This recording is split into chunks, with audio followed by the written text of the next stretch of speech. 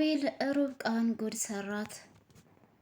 ከውጭ ሰክሮ በመጣበት አጋጣሚ ርብቃ ደግሞ እሱን ስትጠበቅ አምሽታ እንቅልፍም አልወሰዳትም ነበር። ከመጣ በኋላ እንግዲህ እንደሰከረ ስላወቀች እሱን እንደምንም ብላ ለማስተኛት ሞከረች። ግን እሷ እንዳሰበችው አልነበረም እና እሱም ተበሳጭቶ ስለነበረ ርብቃን ያለ ፍላጎቷ ሌላ ነገር ውስጥ እንድትገባ ያደርጋታል። ያው ስካር አንዳንድ ጊዜ በእንቅልፍ ይወጣል ይባላል እና ተኝቶ ሲነቃ ጊዜ ጠዋት ላይ ከጎኑ ርብቃ ተኝታ ነበር። አቤል ያየውን ነገር ማመን አቃተው። ከዛም ርብቃን በጩኸት ርብቃ ርብቃ ይልና ይቀሰቅሳታል። እሷም አቤት ምን ሆነህ ነው አቤል ተረጋጋ እንጂ ምንድን ነው ብላ ብድግ ትላለች። ከተነሳችና አጠገቡ ቀና ብላ እየተመለከተችው ምን ሆነህ ነው እያለች ስትለው አቤልም ብቻ እኔ እንዳሰብኩት እንዳይሆን ይላታል። ማለት አቤል ምንድን ነው አንተ ያሰብከው እያለች ስትለው አይ እዚህ አጠገቤ እንዴት ልትተኝ ቻልሽ? የተፈጠረውን ነገር አንድ በአንድ እንድትነግሪኝ እፈልጋለሁ። ብቻ እኔ ያሰብኩት እንዳይሆን እንዴ አብረን አድረን ነው እንዴ ይላታል። እሷም ደግሞ አዎ አቤል ስትለው በጭራሽ ሊሆን አይችልም፣ ይሄ ነገርማ ሊሆን አይችልም። ስለዚህ አሁን ከመጀመሪያው ጀምረሽ እንድታስረጅኝ እፈልጋለሁ። እንዴት እዚህ መጥቼ ልተኛ ቻልኩኝ? ምን ተፈጥሮ ነበር? እያለ አቤል ርብቃን በጥያቄ ያፋጥጣታል። ርብቃም እየተንተባተበች የተፈጠረውን ነገር ማታ በጣም አምሽቶ እንደመጣና ከመጣ በኋላም አጠገቧ መጥቶ እንደተኛ ግን ደግሞ በጭራሽ አልፈልግም ብትለው ራሱ እንዲያስገደዳት ስትነግረው አቤል ግን ይህንን ነገር ማመን አልቻለም። ለምን እንደዚህ ይሆናል? እና ታዲያ እኔ ባስገድድሽ አንቺ እምቢ አትይኝም ነበሩ ይላታል። ሮብቃም ደግሞ እኔ የቻልኩትን ያክል ተከላክያለሁ፣ እምቢ ብያለሁ፣ ግን ደግሞ አንተ አስገድደኸኝ ነው እያለ ስታወራው እሱ ግን ጩኸቱን ይቀጥላል። ከዛ እንደምንም ብላ አቤል እባክህን ተረጋጋ፣ እንግዲህ አንድ እኮ ሆኗል፣ በቃ አሁን ምን ማድረግ ነው የምንችለው እያለ ስትለው እሱም ትንሽ ከጮኸ በኋላ ለመረጋጋት ሞከረ። እሺ እረጋጋለሁ ብሎ ትንሽ ከተረጋጋ በኋላ መልሶ ደግሞ ርብቃን ግፍትር ያደርጋትና ትንሽ ወደዛ ሂጂ፣ ልብስሽን ልበሽና ከዚህ ካልጋ ላይ ወርደሽ ከመኝታ ክላስ ይውጭልኝ በማለት ያመነጫጭቃታል። አቤል ይሄንን ሲናገራት ርብቃም ደግሞ በጣም ደንግጣ ተደናግጣን ያለችውና ያላት አማራጭ እንዳላትም ልብሷን ለብሳ ከመኝታ ክላስ መውጣት ነበረ። ከዛ በኋላ እሷም ልብሷን ተቀያይራለች። እናም እዩ ደግሞ ሳሎን ተቀምጦ አቤል እያለ ይጣራል። ግን አቤል ጭራሹንም አቤት ሊለውም አልፈለገም፣ አልሰማውም መሰለኝ። አዚ ነበረች። አቤት እዩ ጠራኸኝ እንዴ ብላ ወደ አጠገቡ የመጣችው። እንዴ አንቺ መቼም የማታመጭብን ጉድ የለም፣ ደግሞ ዛሬ ጎረምሳ ሆንሽ እንዴ? እኔ የተጣራሁት እኮ አቤልን ነው ይላታል። እሷም ደግሞ በቃ እሺ ፈትቻለሁ፣ ባክን ምንድን ነው የምትለኝ እያለች ስትለው ቆይ ምን ሆነሻል? ነይ እስኪ ቁጭ በይ፣ ዛሬ ደግሞ አይነሱም እንዴ? ምን አዲስ ነገር አለ? እያለ አዙን ይጠይቃታል። እዩ ይህን ሲጠይቃት አዙ ደግሞ ምንም አይነት ነገር የለም፣ እነሱ ደግሞ አሁን ያልተነሱት አምሽተው ስለተኙ ነው ትለዋለች። ርብቃም ብትሆን ሳሎን ላይ ስታንቀላፋ እንደነበረ ግን እኔ ተነስተሽ ለምን መኝታ ክላስ አተኝም ብያት አለው። ከዛ ይህንን ስላት ተነስታ ወደ መኝታ ክላስ ገባች። አቤልም ቢሆን አምሽቶ ነው የመጣው፣ ለዛ ነው ቶሎ ያልተነሱት እያለች ለእዩ ትነግረዋለች። አዚ ምንም የምታውቀው ነገር የላትም፣ አምሽቶ መምጣቱን ነው እንጂ። እዩም እንደዛው። ግን ርብቃ ጋርና አቤል ጋር ከባድ ችግር ተፈጥሯል፣ እነሱ የማያውቁት ማለት ነው። ሰላም ሰላም፣ ውድና የተከበሯችሁ የቻናሌ ቤተሰቦች እንዴት ናችሁልኝ? ሰላም ናችሁ ወይ? ደህና ናችሁ ወይ? እኔ ሰላም ነኝ አልሐምዱሊላ። እንዴት ተለመደው ወደ ቻናሌ በአዲስ ቪዲዮ ተከስቻለሁ። ቤተሰብ ቆይታችሁ ከኔ ጋር ይሁን። ቪዲዮውን ስትጀምሩ በላይክ ጀምሩት፣ አይከፈልበትም። ቅንነት ለራስ ነው። ርብቃ የሚለው ድራማ እንደቀጠለ ነው። እንግዲህ ቤተሰቦች ርብቃ መኝታ ክላስ ውስጥ እንደነበረች አቤል ተመልሶ ይመጣል። ሲገባ እሷ እዛው አልጋው ላይ ቁጭ እንዳለች ነበረች። ከዛ በኋላ ከዚህ ክላስ ውጭ አላልኩሽም ነበር እንዴ? ምን ትሰሪያለሽ እዚህ ብሎ ሲጮህባት እባክህን አቤል ተወኝ፣ እኔ በጣም አሞኛል፣ እያዞረኝ ነው፣ ማስታገሻውን ስጠኝ ትለውና እንደምንም ያንን ማስታገሻ ብድግ አድርጎ ይወረውርላታል። ርብቃ በጣም ታማ ነው ያለችው። አቤልም በጣም ተናዷል። ምክንያቱም ሳያስበው በስካር መንፈስ ስለሆነ ሌላ ነገር ውስጥ የገባው አስቦበትና ፈልጎት አይደለም። ለዛ ነው እንግዲህ በዛችኛው መቲ በተባለችው ጓደኛው ተናዶ ነው ወደ ርብቃ ጋር መጥቶ ይሄ ነገር የተፈጠረው እና በጣም ተናዶ ነው ያለው በርብቃ።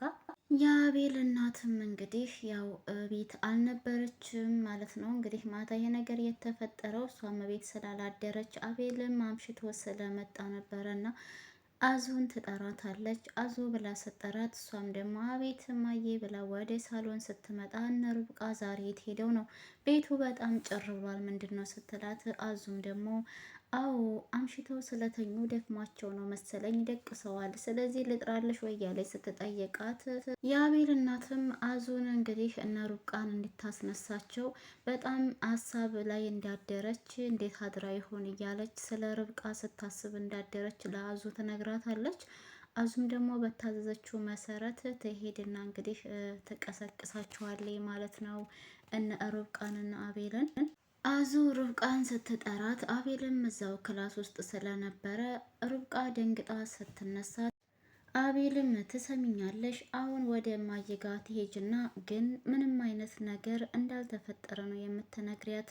ያደረግሽኝ ችግር የተፈጠረብኝ ችግር ይበቃኛል፣ ከዚህ በኋላ ምንም አልታገሰሽ የሚልና አቤል ርብቃ ላይ ይጮህባታል። ርብቃም ደግሞ በእናትህ እሺ በቃ እኔ ምንም ነገር አልናገርም እሺ አትጩህብኝ እያለች ትለዋለች። ርብቃ ቀጥታ ወደ ሳሎን ስትመጣ የአቤል እናት ቁጭ ብላ ነበር ያገኘቻት። ሰላም ከተባባሉ በኋላ ያው የአቤል እናት የርብቃን ፊት ስትመለከተው ልክ እንዳልሆነ ስለሆነ የገባት፣ አልተሻለሽም ወይ የኔ ልጅ? ፊትሽ እኮ ምንም አይነት ነገር ለውጥ አያሳይም፣ ምን ሆነሽ ነው ፊትሽ የተቀያየረው? እያለች ስትጠይቃት ርብቃ ግን ደህና እንደሆነችና ግን ያው ትንሽ ራሷን አሟት ስለሆነ ፊቷም የተቀያየረው ትነግራታለች። እና ግን አንቺ እንዴት ነሽ? ደህና አደርሽ ወይ?